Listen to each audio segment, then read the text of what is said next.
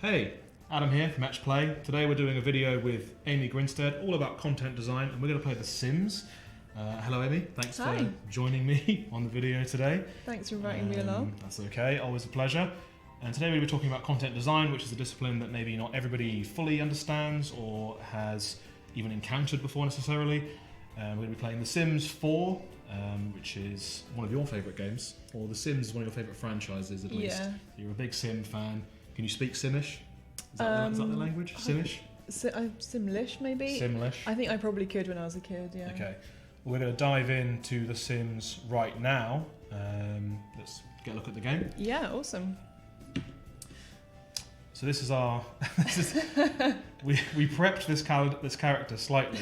Her name is Anna, Yeah. and she's a Well, secret agent. Let's be honest, we hit random a few times. We hit random. We did a little kind of personality test for her. So she is, she's a party animal. Yeah. Yeah. She's gregarious. She's a bro, and she's good, but she hates children. Yeah, I'm not sure those two things go together. Can you be good if you hate children? I don't know. But this is Anna, and we had a look at her story, and she wants to be a secret agent. So I think if we get a chance, if we get time to today, we'll try and get her on that career path of being a secret agent. Okay, cool. Sweet. Let's do it. We're happy with the randomised looks here, aren't we? Let's just go. Yeah, that looks good to me. Anna Langston. You don't play much Sims, do you, Adam? No, I have played it in the past, but it's not necessarily been something that I've played a great deal of. Right. It was one of those games that I don't think I ever even owned it, but my friends owned it. You know, go to your friend's house and be like, oh, look at my Sims house that I made. Yeah. Here's our friends from school as Sims. Yeah. It'd be really awkward when they got off with each other. So it'd be like, oh, does it mean they should be getting off with each other at school? Fair enough. So They you never didn't have like, or maybe you did do this with friends from school, like the swimming pool and the ladders and stuff. So that was going to be one of my questions. Are you the kind of person who will murder a Sim in cold blood by putting them in a pool and taking the ladder away? So I think I probably have done before, but by and large, I feel like, I don't know, I feel like Sim karma will get you or something. I feel like I Okay. don't want to be an outright kind of murderer. Do you think the game's going to punish you? Or No, I think the real life universe will is come gonna back punish you? and yeah, Okay. absolutely. So you have real empathy for your Sims. You're going to be sad if this goes badly for Anna. No, I mean, I'm not that invested in Anna. We've Okay. just made her up, so. Okay. But I did once have you could call them like a dynasty that I had on The Sims once. That Okay. started from this one couple who had like 3 or 4 kids or something, and then each of their kids had their own families and stuff when they moved up. Grew up and moved out, and just used to play that family for ages on Wow, The okay. Sims 2. Were they the Grinstead family? No, Or had a they made-up were, name? yeah, I can't remember what it was, but they were, totally fake. Hmm. Totally fake family. Okay. So what are we Yeah. looking at here then? This is Anna's house. So, yeah, I just went on to the neighbourhood and picked Anna just a kind of a quite basic furnished house. Haven't done any money cheats, obviously. Do you remember any Sims money cheats? Oh, there was Rosebud, wasn't there? Rosebud, Rosebud. Motherlode, Motherlode. and I think Cloportius. Oh, was- okay. I haven't heard of Cloportius. I think that might have been the... That's a deep cut. I think that might have been the Sims one, the very Okay. first one. Okay, yeah, I missed that one. So she's got a job as she's got a job as an agent handler. So she already works in the secret agent business, just not in her desired capacity. Yeah, so I think she's probably quite far down the ladder. So She's an entry-level henchman, yeah, for- she's a covert operative. some government. I mean, that's quite good. So she needs to be promoted. She needs to get quite good at her logic and her charisma skills. Okay. So we can get her working on some of that. Yeah. Yeah. Let's get her kind of moving around her house a little bit. Let's get her to practice her speech. So would you ever do the house creation? Is that something you're interested in? Or are Yeah, you quite just- often I would do, but I'm one of those people who kind of starts off with like grand plans, and I'm like, oh, must do this and must do this, and then by the end of it, like, I don't know, hours have passed, and I just haven't actually done any play time with the people. I've just been working on making like a room amazing or something. Right. Yeah. Did you ever make your Sims do this? Practice speech? I can't say that I did. It's- I think there are a few different ways that they can gain this charisma skill. this increases charisma, Yeah. talking in the mirror. Yeah. I don't know why, but I always have to have the walls down. It's just how I've always lived my life. Yeah. I don't know. An open book. Yeah. There she is, just hanging out in the bathroom practicing her speech. Yeah, so she's got some little goals here for being Okay, party we've got to make some animal. friends. We could do that. Yep. I mean, she doesn't have to work today, so we could like send her out to town or something to go and meet some people. Or can we? Does she have friends already? Can we throw a party? I would be surprised if she doesn't. No, she doesn't know anyone. Who's Yeah, this? go meet her. Nancy Landgrab. So she's the Landgrab family is a family from. Well, they're a The Sims. famous Sims family. Yeah. Do you not know the famous? No, Sims I'm families? learning so much of this Okay, already. so from the Not very about beginning, content design, but I'm learning a lot about Sims.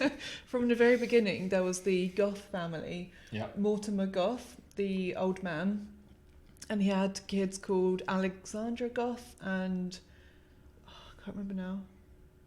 No, maybe it was Alexander Goth and Cassandra Goth, I think, were his children. Okay, and they were all emos? No, they were weren't they were emos. weird. I think, and then I think in a different version of The Sims, I think Mortimer died, and he was haunting like a graveyard or something. Oh. Yeah, Right, the got- Goth we got family. dark. Yeah.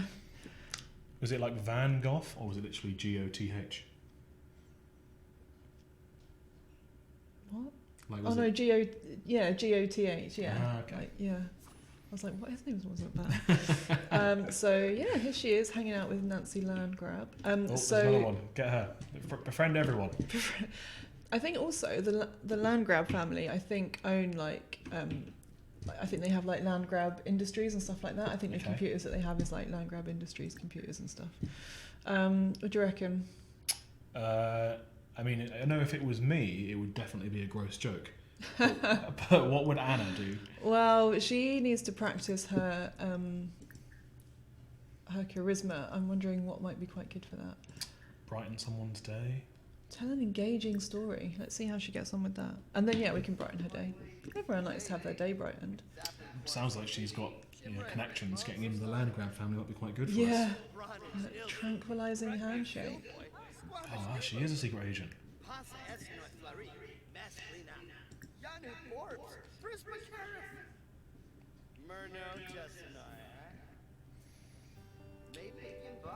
There you go.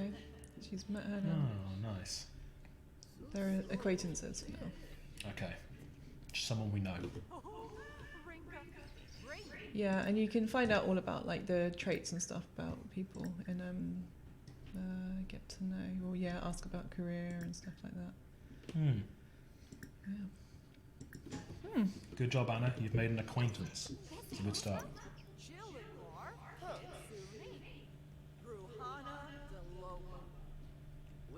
So content design. Content design. Nice segue. Yeah, I've been look. trying to think of a. She's a minor crime lord at Mob Wives. I mean, okay.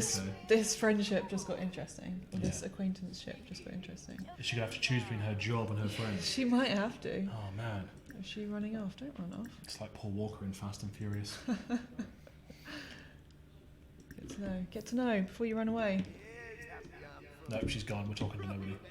Oh. Yeah, that's a thing that happens. So, for people who maybe don't necessarily know, how would you describe or sum up content design? Or what is the discipline of content design?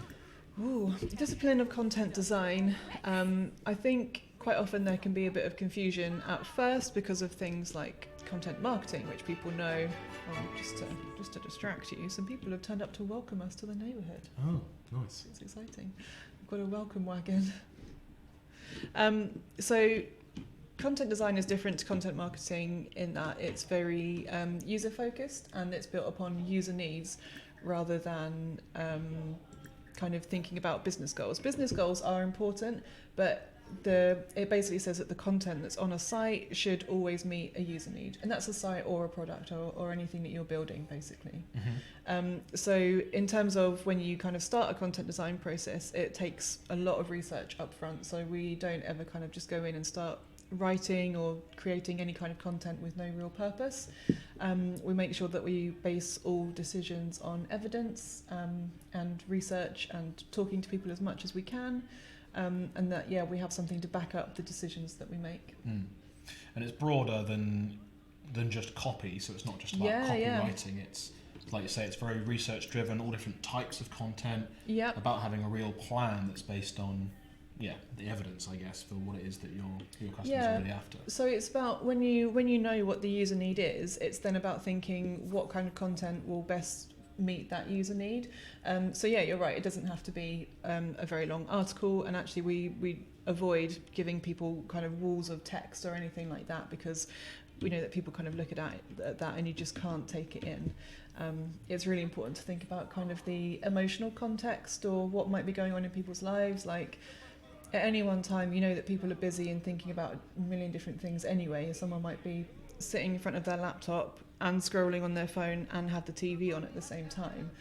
And that's just when people are in their leisure time. If you're thinking about when someone's actually trying to get something done, or they might be in a really difficult situation at that time, how can they understand what you need to tell them as clearly and easily as possible? Speaking of juggling lots of conversations and things, we've got 3 people standing in our house. I know. Maybe are they waiting for us? Well, I mean, they're here for the invite neighbours in. Invite them in. Now we've got a party going, and we've made a friend. I looked away for 5 seconds and made a friend called Liberty. Or is that another acquaintance? It's another acquaintance. Maybe if I serve brunch, eggs and toast. Who doesn't love eggs and toast? Is a brunch party a thing? Oh my God, everyone's coming in now. Oh look, I think the welcome wagon's over. Oh. But they didn't even have brunch. No. Liberty's still hanging out. Liberty's come in. We've got someone's in the house. Now lock the doors to let them fly. Maybe give a heartfelt compliment. Who doesn't love a heartfelt compliment? She's still going to make some brunch first. That's fine. It's a bit strong to give a heartfelt compliment the first time you meet somebody, isn't it? Do you think? She's acquired a cooking skill though, so... Okay. Not directly useful in the secret agent world, but not She might have to go undercover as a chef or something. As a chef. Yeah. You've got to think about all the possibilities when you're in the covert world, haven't you? Casual discussion. See, people are helping themselves to eggs and toast. So there's a lot of, I guess, kind of in The Sims queuing up of actions and processes and things that you want to do in a certain order. Yeah. Where do you think that, when you think about content design, when's the right time to start thinking about content design in the context of a marketing campaign or a new website or a new app? I mean, it's really, if you know that you're making something new, like a new product or a service or a site or an app or anything, then you want to be thinking about it as early on as possible. But that doesn't mean that if you've got something that's running at the minute that you can't apply kind of the thinking behind it. So it doesn't have to just be at launch times. It's good to just be constantly reviewing, the content that you've got on your site, even if you kind of take it an area of a site at a time. Is this working the best for you? If you can do some research with your users and find out whether people are getting what they need from your content, and even if you can make kind of small incremental changes, that's a lot better than just leaving something that might not be working very well for you. And actually, one thing that we find at Etch, and kind of generally when we work with businesses, people will come to us and businesses will come to us with massive big websites, and actually they can be really easily distilled into maybe a tenth of the pages or even less than that, because there's just so much kind of superfluous content where maybe a site's been built and then someone said, oh, we need a page for this, or we need a page for this, and then things just keep getting added and tacked on. But it doesn't need to be like that. Yeah, you just need to have like a plan. Yeah. As you know, one of our kind of things we're talking about this year especially, but also beyond, is the kind of extended experience. So really trying to plan every player touch point that they, every time they engage with a game studio or a game publisher, whether that's an initial announcement or it's when you're using a website prior to a game's launch, in the game, after the game, community representation, all those sorts of things kind of feed into it. And I guess it's it's interesting to think like that there's probably a lot of content design that's part of that at the minute is maybe happening almost on autopilot, and maybe people aren't necessarily getting the best out of that because they're not really thinking about what exactly their goal is and how best to convey that. Yeah, I mean, it's really interesting because there are going to be things that we talk about user needs, but like things that people want can be needs as well. So, you know, maybe as a user, I want to, you know, have something that I can interact with this game before the main one comes out. Like we've talked about kind of all the different campaigns that games publishers run, and there are actually some really cool ones and some really, you know, it feels like people are starting to expect more from games publishers even in the build up to when games are released, so that extended experience is expected to be as big as the experience itself quite often. And I think that's when your content design actually needs to pull in people from all different areas of the businesses. So, you know, within thinking specifically games, it could be working with like the art directors of the games. So, you know, what kind of assets can you get, or what kind of quite cool things, and then even working with, you know, marketing teams and what can we put out on social at this time. So yeah, it's quite interesting to think about the campaign kind of from that point of view of the user, rather than thinking, oh, okay, well, we've got this, so we may as well do a tweet about this. It's actually thinking about what's going to get people really excited along the journey. Yeah. It's just kind of turning it on its head. Is Anna looking in the mirror again? Yeah, she is. Yeah, people have everyone's kind of gone home now. Yeah, they had their brunch. They're gone. Yeah, well, it's 5 o'clock now. To be fair, it's a Sunday night. Time moves quickly in Sims Land. Yeah, it does. How is she doing? She's doing all right. If we can get her a nice little charisma skill point, then hopefully. Hey! She's reached charisma skill 2. Nailed it. What about logic? How can we increase her logic? Well, I think she might actually already have it. I think I might have just been reading it wrong because I'm just so used to all the other versions of Sims. So her logic is actually already 2 already, so she might be quite in a good place for when we can get her to work tomorrow. She's quite peckish. Has this gone off yet? No. Grab a serving. Grab a serving. So that's just cold brunch from earlier today. Yeah. As dinner. Yeah. We've all been there. Normally when I start up a new family, I'm like, money code, money code, money code. And I'm like, hire a maid and... Chef. Yeah, no, chef. Can you get chefs? No, but you can get like pizza delivered and stuff. Right. Yeah, I normally can't be bothered to 21st get century chef. my Sims to clean up after themselves. She does need to have a bit of fun, so let's watch some telly. What's she going to watch? Comedy. You get to watch a bit of comedy. Oh, and she's got a new skill in comedy. Wow. Maybe that could come in handy. I don't see how, but I take your word for it. Maybe. Oh, so these are the charisma and the logic are the things she needs to get promoted. Yeah, and so every day when they go to work, they have this performance, and the things that drag down performance are if they don't feel very happy, if they had a bad night's sleep or something, or they're really hungry. And I think if they're late as well, if they just obviously just don't turn up, then that gives them. Yeah. She's off to bed. Yeah, and things that do give them good performance is things like getting these done, and sometimes it might be like make friends with your manager or make friends with everyone on your team or something like that as well. So there are all sorts of different things. It's whizzing through. Would you usually play as just a single sim, or do you prefer to manage a whole family at the same time? It's quite nice to have a family, or even just like a few people, just because it makes it a bit more interesting, and it's not just like someone just watching them. Yeah, just watching one, but it's weird. Truman Show. And also in a bit she's going to go off to work anyway, and you're going to have to watch her empty house for 8 hours. Real time. Yeah. I guess, Anna can't really have a family because she's, well, she could, but she's a secret agent. There's a lot of risk involved in that. Yeah, that's true. Would she have to lie to her husband, or I reckon wife? He'd know, or she'd know. Yeah, I think I have had couples before where someone's been like a super villain and someone's been a cop. Oh no, see, she's uncomfortable because I think her shower was a bad temperature. Oh, it's a cheap shower, not soothing. There you go. Right, she's popped off to work, and her performance is going up. So what are some good resources for somebody who's thinking that they maybe want to start thinking about content design? Maybe they're not quite sure yet, they want to engage with an agency like us, but... Sorry, just quickly. Achievement introvert, just like me. Yeah. So the best starting place that I'd always recommend to someone for content design is checking out the book called Content Design by Sarah Richards. And Sarah kind of invented the discipline, or at least came up with a term for the discipline when she was working at GDS, their government digital service. And that was maybe 7 or something years ago when there was the big overhaul from DirectGov to gov.uk as the kind of, as the workings for what it is today.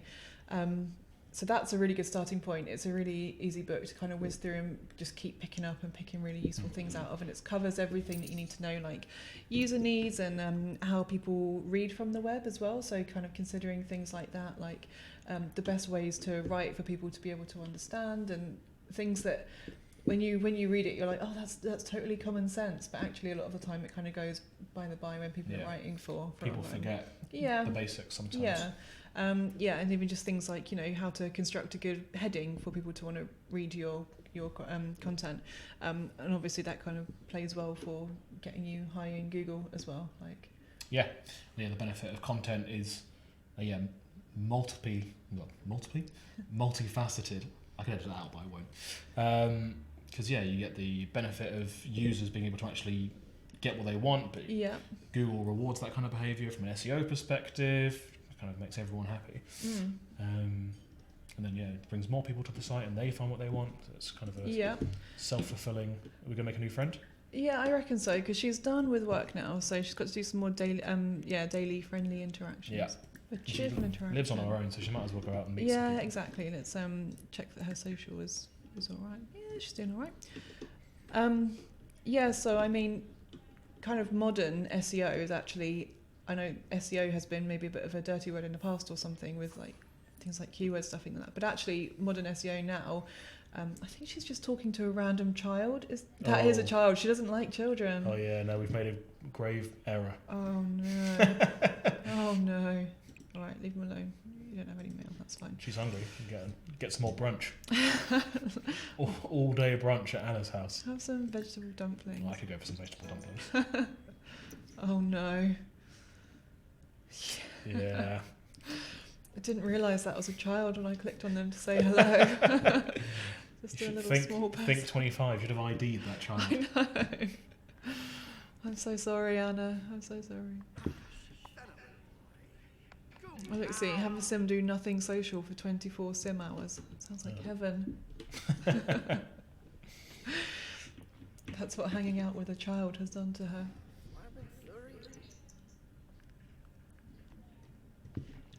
She does some good work. Did some good work. Happy from being mean to younger folk. Obviously, you can't necessarily reduce, your entire discipline, your entire job to just a bullet point list. But I guess I'm interested in if there are any, top tips. Like if someone could only do one or two things, what would the things be that you would suggest would have kind of the biggest impact? I would say don't skimp on getting your research done. So don't just assume that you know what people want. Make sure that you are actually talking to people, whether it's kind of users or prospective users or just anyone that you can. Make sure that if you're making decisions about what goes into your content, you have some evidence for something to back that up. And if you don't have that evidence, just try and find it. Just try and do whatever you can. Just speak to people, basically. Yeah. I mean, that's kind of the biggie, is making sure that you're actually creating content for people. And where the sims are relatively easy to investigate and dive into, you can open a little tab and it shows you everything about them. Like, what are some good ways to... Oh, Nancy wants to come over. What are some good ways to do that research, I guess? Like, how would you recommend going about that kind of evidence gathering? Are there some classic kind of ways that you gather that information? Is it surveys? Is it conversations? Like, I mean, there are different ways. If you, I guess, kind of depending how far along in the stage you are, you might have some live content that you're testing, or you might have something that's either in a prototype stage, or you might just literally have a page of content that you want to go through with your team in something like a crit. Another thing that works quite well is a thing called a content microtest, which is from a company called NetLife in Norway, I believe. And they do a thing where you work in partners and you write down the heading of your page, and then you swap it over with someone, and they look at that heading and they think, okay, which 3 questions or what information would I expect to find on this page? And then they write it down. So say, you had a page about that's titled How to Play The Sims, and you're like, oh, okay, so this page I would expect to tell me, how to load up The Sims, how to work within the game and stuff like that. You write down what your expectations, and then you swap over and you actually get to look at what's on the page and see how the page meets your expectations. And then either that means, either the content isn't quite right or the heading isn't quite right, and you can kind of work that out together. So there are some nice ways. You don't have to, do really, really long, involved interviews or whatever for every single stage. What's Anna up to now? I think she was reading a book, just chilling out, Reading a book. She got work again Maybe tomorrow. she's reading content design. Maybe she is, yeah. Sarah. She's picked up Sarah's book, yeah. What is she reading? Love in the Time of Sandwiches. I mean, sounds like a classic. Also, I think I got her to make this dinner and then she put it there and then she went back and got some more brunch out of the fridge. Oh. I'm fairly sure. She just loves brunch. Loves brunch. Who doesn't love brunch? Brunch is pretty good. Okay, she's pretty sleepy, so put that away.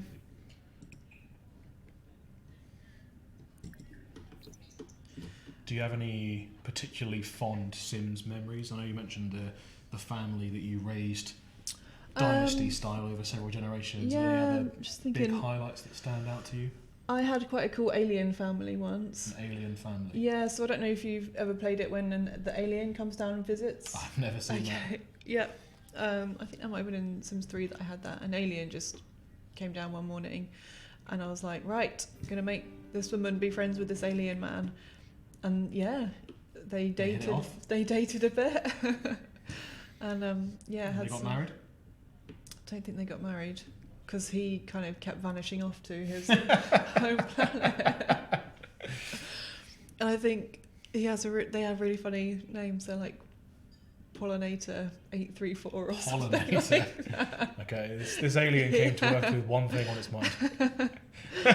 It was a weird one. Yeah, and there are things that, again, if you I probably didn't play it much, so you don't really know much about, but there's a thing called the Tombstone of Life and Death. Okay. And it's kind of like another cheat. It's a way of being able to do stuff. So you can like make Sims age up or down or whatever, and you can move in non-playable characters into your home. You can bring people back from the dead and all sorts of stuff like that. You can play around with that. I mean, Anna didn't like the shower last time. She said it felt like hail. Did we fix it, or have we just put her back in the shower? I just put it back in the shower. Okay. She needs to keep making that money. Though actually, she's got a bit of money. It might be better this time. Yeah, she's fine. She's fine. Sometimes it is. Yeah. She's even taking the trash out. If you were going to kill a sim, do you favour the pull method, or are you a fire person, or any? There must be other ways that I don't even know of. Yeah, I think you can like put them in a room and take out the doors and stuff like that. Yeah, no, I think you play it quite straight. I get the sense that you're. It's not a sandbox for you. This is a lifestyle. Yeah, like annoyingly, like I used to get really frustrated when people died in fires accidentally. So actually, what I quite often normally do is because houses don't come with fire alarms. It's standard, Adam. Can you believe it? There's the safety in these places. It's irresponsible. So I normally stick a smoke alarm in the kitchen. Like it's one of the first things I do because otherwise. Yeah. Oh, and a burglar alarm as well. They don't come with burglar alarms. Yeah. More often than not, it's just annoying when like someone dies in a fire, especially because when they die in a fire, they don't do anything. They just kind of stand there screaming at the fire. And like sometimes you'll have someone that's like holding a baby or something. You're like, look, what? Just move, go here, and they'll go there, and then you'll be like, okay, put the baby down, and then they do that, and then they're like, oh no, fire, and they'll run back into the fire again. So they're not the brightest. I think she's a bit tense. Yeah, it looks like she's had a bad day at work. She needs to have a bit of fun. Is there any way that she can have some fun at work? maybe not. She might need to blow off some steam when she gets back. It said she's a party animal, didn't it? It did. Yeah. Which is weird because she's also it's an aspiration for her to be a party animal. Yeah, but she's a party animal and an introvert, so... And she's gregarious. Okay, we'll get to do some socialising. Yeah. Do you have any more questions on content design? I probably should, but I'm just so fascinated with The Sims. But she's just at work. Yeah, this does seem like it would be better if you had another Sim who stayed at home from work and you could play with them during the day. And there are different versions of The Sims have like games that are more playable when they're at work as well. For example, I have the expansion pack with there's like an island one for like Sims 3 or something where you can have people be a lifeguard. Mm-hmm. So you can be like, oh, go and save that person's life, quick, go, go, go. And you can like, be there while they're at work, or someone who's a vet or something as well. Okay. And then you can, There are a lot of expansions for The Sims, I gather. Yeah, and I mean, some of them aren't really that. Joke about barnacles? Okay. Yeah. There are kind of things that are like, furniture and clothes and stuff that I've never bothered with. But the ones that are like, have a vent. Things that have like more options and seem kind of a bit like better value. What do you reckon? What's in mischief? Oh, lie about career. She might need to lie about her career. She might do.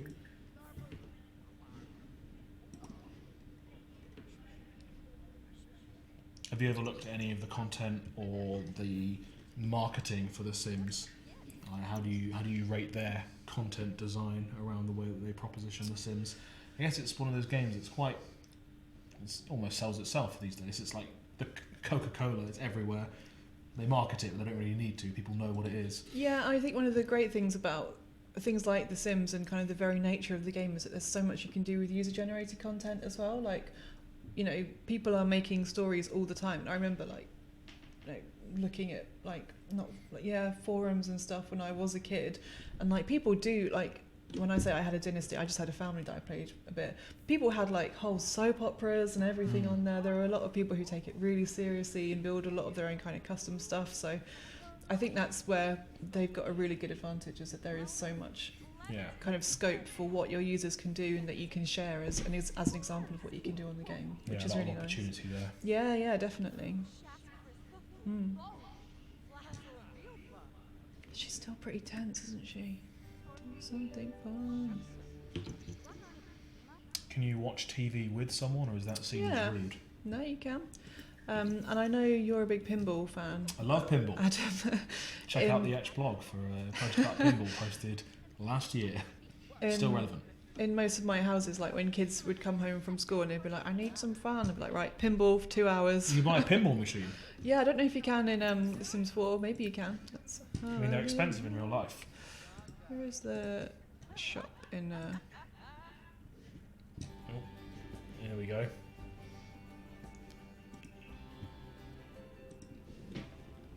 It might be that she just can't afford it.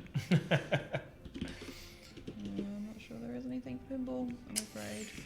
Must be in one of those expansion packs. There's an expansion pack just for pinball tables. Yeah, let's see what there is in... Yeah, let's buy something nice. So, what kind of... What's under the bear? Toys? Kids' room, study... I don't know if there's anything... So there's kind of hobbies and stuff here, hobbies and skills. Oh, it did say that for her logic she could play chess. That would be good for her. Yeah, that's not done. How much money she got? Yeah, let's get her a little chess table. A couple of chairs. Some pretty wacky chairs in here. So while you're on a shopping spree, one of the content design related or adjacent terms people talk about nowadays is this idea of content first. I guess it'd be good to get some thoughts from you about why content first is such an important movement in the realm of content design, and why it matters, why you have to structure it in that way to get the best out of it. Yeah, I think So one of the things that we see a lot in kind of projects that haven't been considered from a content point of view is that you'll get so far down the line with using lorem ipsum or dummy copy or placeholder copy or anything like that. And then when you start to put the real copy in, you freak out because there's not enough room for things to go, or you start putting real copy in and it breaks the design, and then it kind of keeps having to go back and forwards between designers and developers, and it's just bad news kind of for everyone. Yeah. Or you end up shoehorning, maybe Yeah. even reducing the effectiveness of that content because you only have a very limited amount of space that looks good design-wise, or you haven't got the tools you need to put that content together. Yeah, absolutely, yeah. So making sure that you're working with real content as early on as possible in the process, and obviously, like we're saying, that content meets user needs as early on in the process. In a way, you know, you can, even if you're using real content that meets that needs that you're going to be tweaking, it's not like it has to be a massive big sign-off process like you're writing a book and then you need to wait for a second edition or something. It's the internet. You can write something and create content, and then if it needs to be updated, that's fine, you can do, but at least you've got that there in the first place to be designed and built around. Yeah. So it just kind of makes a lot more sense in terms of budgets and timing, and just keeping people from getting frustrated along the way of projects as well. I reckon we'll send her to bed and then Okay. wrap up. Yeah, sounds good. She had a good hangout with her friend. Yeah. Her friend the criminal. She's feeling a bit more later down the line, that's going to be a problem, but right now... Yeah, it's all good. There you go, they are actually friends now. Oh, that's good. Criminal mob wives. Oh no. Well, thank you very much for joining me Thanks, on Anna. today's video. Hopefully you enjoyed it. I Yeah. enjoyed learning about The Sims and more about content design. Where can people find you if they want to see more of what you're doing on the internet? You can find me on Twitter at sliceofsunny. Okay. And Etchplay, you can always find us at etchuk.com, which is the Etch website. We're on there along with the other divisions of Etch. You can also find us at etchplay.com specifically, which is all about us. Hear us talking about the extended experience in more detail and the other disciplines that we work with and offer for games companies around the world. I've been Adam Burt. Thanks very much to Amy Grinstead, and we will see you next time. Keep waving.